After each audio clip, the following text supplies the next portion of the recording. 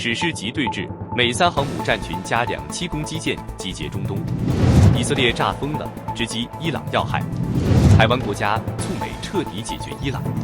巴菲特发出惊人警告，俄能源命脉瘫痪，俄军兵力骤减2/3，精锐战机被毁。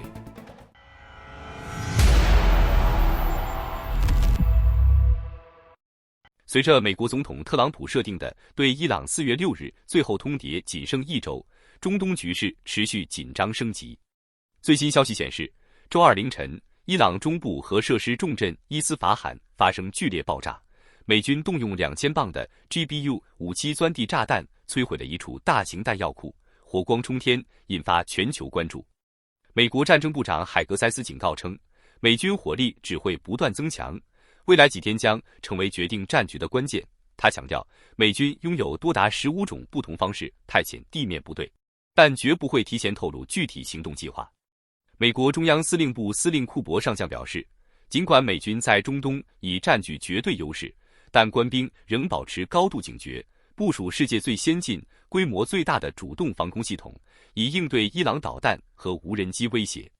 与此同时，第3艘航空母舰布什号及随行舰艇已抵达中东，加入此前部署的2支航母打击群，形成前所未有的海上战力集结。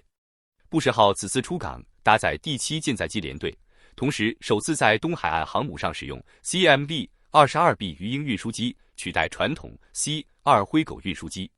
护航舰包括伯克级驱逐舰梅森号、库克号和罗斯号。同时，美国海军作战部长科德尔透露，之前因洗衣间火灾暂时在希腊港口维修的福特号航母相关舱室已修复，目前停泊在克罗地亚什普利特近海。福特号已经部署280天，若继续延长将创下纪录。福特号与林肯号此前已在中东执行任务，布什号加入后将形成3航母同时在位的强大态势。此外，从远东调派的美利坚及2栖攻击舰蒂黎波里号携带 F-35B 战机、MV-22 鱼鹰轻转旋翼机以及2栖突击部队，搭载第31海军陆战队远征单位约3500名官兵。来自圣地亚哥的胡蜂级2栖攻击舰全狮号则搭载第11海军陆战队远征单位约2200至2500名官兵，并配备 F-35B 战机及攻击直升机。2支2栖攻击舰戒备群均具备快速反应、地面支援及突击能力，大幅增强美军在中东的2栖投射与多域作战能力，为空中打击行动提供重要地面支援选项。目前，中东地区已部署林肯号航母战斗群、福特号航母战斗群以及德黎波里号、全狮号2支2栖戒备大队。随着布什号航母战斗群抵达，3航母战斗群加2支2栖大队，总舰数预计超过30艘，综合空中打击力和2栖投射能力将显著提升。分析认为，此次3航母配2栖攻击舰的集结是2003年以来中东规模最大的海军部署。虽然本次史诗愤怒行动以空中精准打击为主，尚未展开大规模地面作战，但舰艇集中度与多域作战能力已超过近年任何单一冲突，显示美军在中东的威慑与作战能力达到新高度。伊朗方面则迅速作出回应。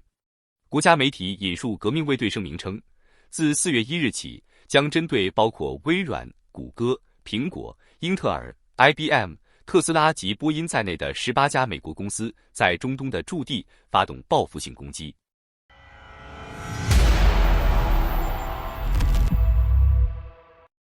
以色列近期加大对德黑兰的军事打击力度，目标锁定伊斯兰革命卫队相关设施，意在美伊潜在停火协议达成前，尽可能削弱伊朗的军事能力和军工生产能力。据多方消息确认，伊朗高层再传遇袭事件。司法部长数十年来处决和系统性镇压伊朗人的幕后核心人物格拉姆侯赛因·莫赫塞尼埃杰伊在德黑兰击杀的一次定点清除行动中被击毙。另外，霍拉马巴德市情报与安全部门负责人阿里·切拉吉以及德黑兰奥兹戈尔区巴斯基171部队指挥官穆罕默德·萨拉克在无人机攻击中身亡。伊朗核科学家穆罕默德·阿里里萨也遭以色列空军定点清除攻击身亡。据悉，他是伊朗核武研发计划的关键人物之一，他的家人也在这次袭击中丧生。以色列官方波斯语账号称，自上周五以来，已有超过2000名与伊朗政权相关的武装人员被歼灭，但此数据尚未获得独立消息确认。在情报层面，以色列长期依托摩萨德及 Unit 8+200，结合人工情报与高科技监控，对伊朗及其盟友组织进行深入渗透。报道提到，以色列运用人工智能系统分析庞大数据，并通过线人网络掌握关键目标行踪。即便官员禁止使用智能手机，其随行安保人员仍携带电子设备，从而留下可追踪的电子足迹。此外，以色列的红狼、白狼、蓝狼人脸识别系统也在锁定相关人员，为精准打击提供支援。军事层面，根据以色列国防军发布的声明，以军近日对伊朗境内一处关键工业设施实施了空袭。该设施被指长期以民用公司为掩护，实际上为伊朗相关部门提供敏感化学物质，用于所谓的化学武器研发。声明中特别提到，这家企业涉嫌向伊朗国防体系中的特定机构输送包括芬太尼在内的化学品。以军称，该物质在高剂量下具有极强毒性，因此被视为潜在的军事用途原料之一，并指控相关行为属于明知故犯。在军事行动之外，以色列政治层面也释放出更具指向性的表态。内塔尼亚胡在一段视频讲话中表示，伊朗现有政权正处于前所未有的脆弱状态，并判断其迟早会崩溃。他没有给出具体时间表，但强调这一趋势难以逆转。与此同时，内塔尼亚胡再次直接向伊朗民众发声，呼吁他们推动国内政治变革，推翻现有统治结构。这种公开对内喊话的做法，显示出以色列不仅在军事层面施压，也试图在政治与舆论层面影响伊朗局势。他还强调，针对伊朗的行动远未结束。尽管伊朗仍具备一定威胁能力，但在以方看来，其对以色列生存层面的威胁已明显下降。按照这一说法，伊朗当前已难以像过去那样对以色列实施大规模弹道导弹或巡航导弹打击。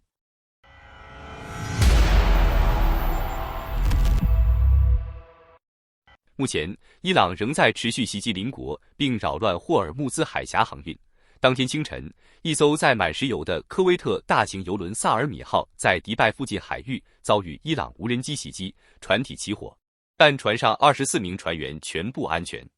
航行数据表明，该油轮正驶往中国。多方消息显示，以沙特阿拉伯、卡塔尔和约旦为代表的地区国家已在私下层面敦促美方继续加大军事行动，直至伊朗政权被彻底削弱。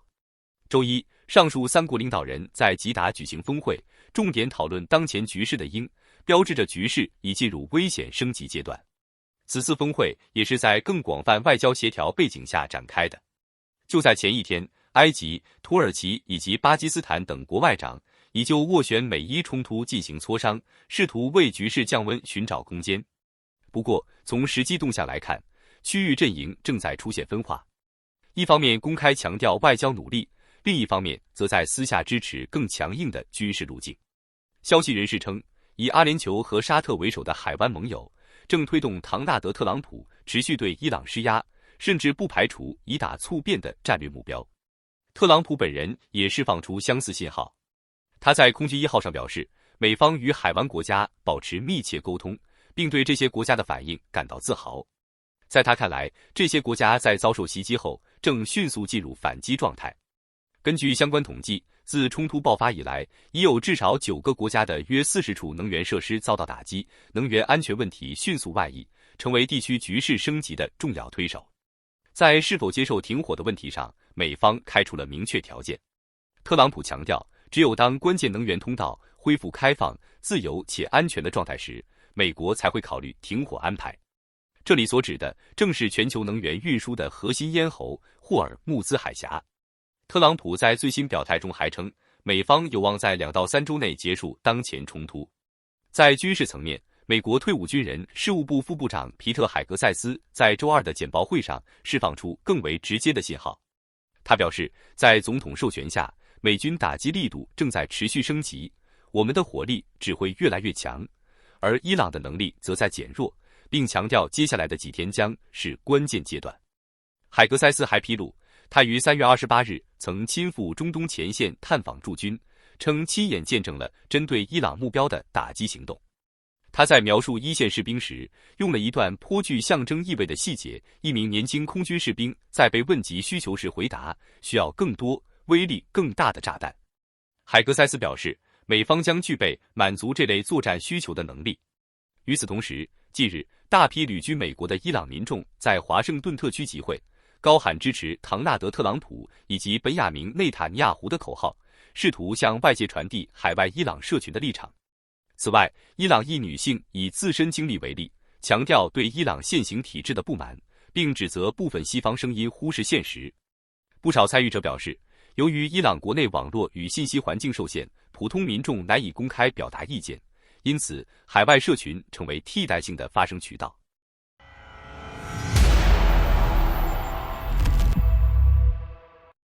波克夏哈撒韦董事长沃伦·巴菲特近日发出警告，指出全球银行体系正在显露脆弱迹象，尤其是银行与非银行机构之间的联系愈发紧密，任何一家出现问题都可能引发连锁反应。他在接受 CNBC 采访时强调，维持金融体系稳定应是美联储的核心任务之一，并以摩根大通为例，指出其每天调度数兆美元资金，一旦出现风险，可能迅速波及其他金融机构。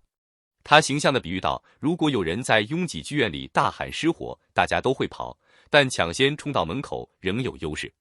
我会站在后面提醒大家保持冷静，因为我跑不快。巴菲特同时对地缘政治风险表示关注，尤其是核武扩散问题。他指出，目前全球已有9个国家拥有核武，而过去仅有2个国家就已让他忧心忡忡。随着伊朗与朝鲜试图发展核武，全球安全形势正变得更加复杂和危险。他警告称，最危险的情况是某个掌握核武的人可能面临生命威胁或极大压力，这将增加灾难性冲突的可能性。他坦言，如果伊朗获得核武，局势将比现在更加棘手。对于核武的未来发展，巴菲特保持谨慎悲观的态度。他认为，无论如何，在未来100年或200年内，核武被使用的可能性不可忽视。世界必须面对已经存在的核现实。现年95岁的巴菲特近期已卸下波克夏执行长职务，但依然关注金融体系稳定和全球安全问题。波克夏哈撒韦市值约1兆美元，业务涵盖保险、公用事业、铁路、能源和消费品领域，同时长期投资于包括美国运通在内的多家银行。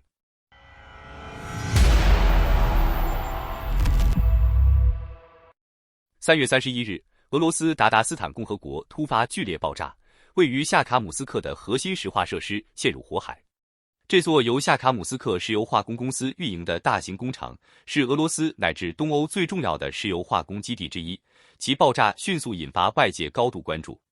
据开源情报防御者披露，爆炸发生时，当地传出巨大冲击声，随后工厂区域火光冲天。现场画面显示，滚滚黑烟直冲数十米高空，几乎覆盖整座城市上方，在远郊区域依然清晰可见。不少居民拍下了巨大的火球，甚至类似蘑菇云的画面，冲击力极强。尽管乌克兰方面尚未正式承认行动，但多个信息源均指向，这很可能是一次远程精准打击。与之形成对比的是，俄方解释称，事故源于设备清理过程中产生的异常气体被引燃，属于意外爆炸。截至目前，这场事故已造成70多人受伤，至少2人死亡。从影响规模来看，这很可能是近期俄罗斯能源系统遭受的最严重打击之一。更值得注意的是，这座工厂距离乌克兰边境超过1200公里，属于俄罗斯腹地核心工业区。该设施生产全球约35%的152烯橡胶，在军工、轮胎及工业制造领域具有重要地位。一旦受损，不仅影响俄罗斯本国供应链，也可能波及整个东欧市场。而这次打击并非孤立事件。同一时间，乌克兰已连续多日对俄罗斯波罗的海能源出口枢纽展开高强度攻击。位于列宁格勒州的乌斯季卢加港，作为俄罗斯最大的石油出口港之一，再次成为重点目标。据称，仅一夜之间，乌军就动用了约200架无人机发起饱和式袭击。最新卫星图像显示，该港口多个储油罐同时起火，大片区域被火光吞噬。从空中俯瞰，整片港区被刺眼的红色火焰覆盖，损毁程度相当严重。与此同时，乌军还对多处关键后勤与军工目标展开打击。位于顿巴斯地区的奥尔切夫斯克冶金厂遭到严重破坏，这一设施长期承担大口径弹药生产任务，其受损意味着俄军火力补给能力受到影响。在新斯维特利夫卡附近，乌军进一步扩大行动范围，成功炸毁一列俄军军用列车，并摧毁其所搭载的无人机储存设施，对前线补给体系形成直接打击。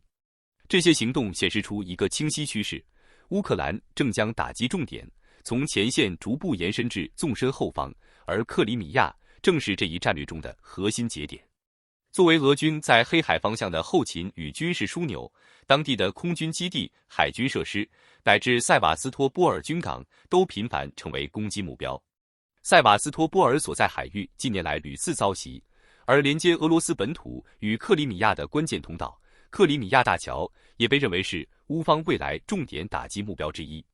对防空系统的持续削弱，很可能正是为更大规模打击做准备。